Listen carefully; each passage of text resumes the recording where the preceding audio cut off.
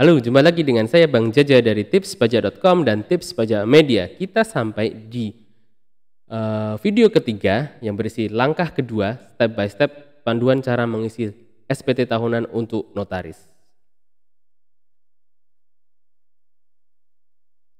Di video pertama kita adalah previewnya, pendahuluannya, lalu di video kedua kemarin adalah kita mengenai membuat daftar sumber penghasilan, dan kali ini kita akan masuk ke langkah kedua, yaitu menyiapkan daftar bukti potong.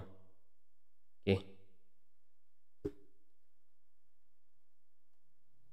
Ini dia, menyiapkan langkah kedua, daftar bukti potong. Apa itu daftar bukti potong?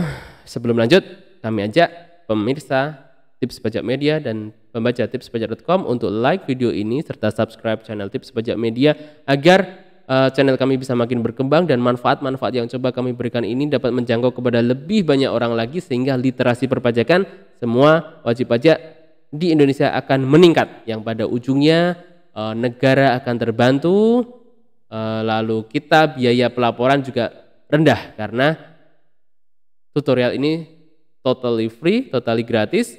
Dengan mengikuti dengan tekun Anda akan bisa lapor SPT tahunan. Oke, konsep dari bukti potong ini adalah ini ya. Konsep dari bukti potong ini, jadi pajak di Indonesia itu self assessment. Ada yang dibayar sendiri pajaknya.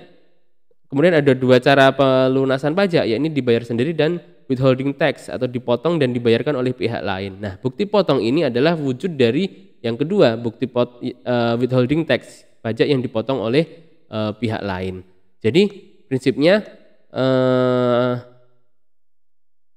yang mengeluarkan uang, ya, dalam hal ini misal klien perusahaan atau bank mengeluarkan uang untuk jasa notaris, itu mereka pasti akan memotong PPh pasal 23 namanya. PPh pasal 23 sebesar 2% yang dipotong oleh mereka. Nah, 2% hak kita sebagai notaris yang dipotong itulah namanya kredit, itu akan dapat menjadi kredit pajak, mengurangi pajak tahunan di depan kita nanti.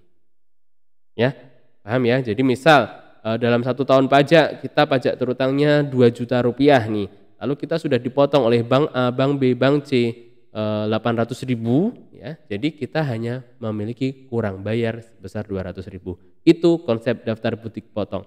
Itulah kenapa kami siapkan langkah tersendiri, yakni daftar bukti potong, yakni karena daftar bukti potong ini adalah duit, ya, adalah duit hak kita yang telah dipotong oleh pihak lain untuk disetorkan ke negara, ya, seperti itu.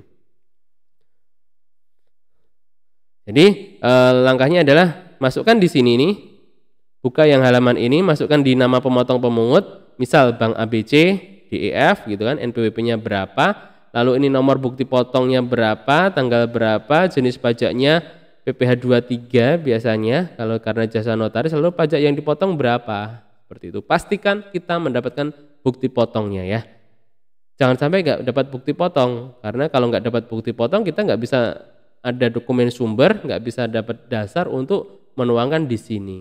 Seperti itu. Oke, selamat mencoba, selamat mengumpulkan. Itulah tadi step kedua,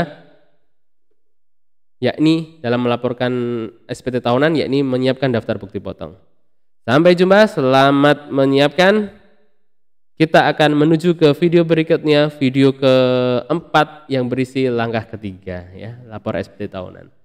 Salam sukses, salam sehat selalu dari tipspajak.com dan Tips Pajak Media.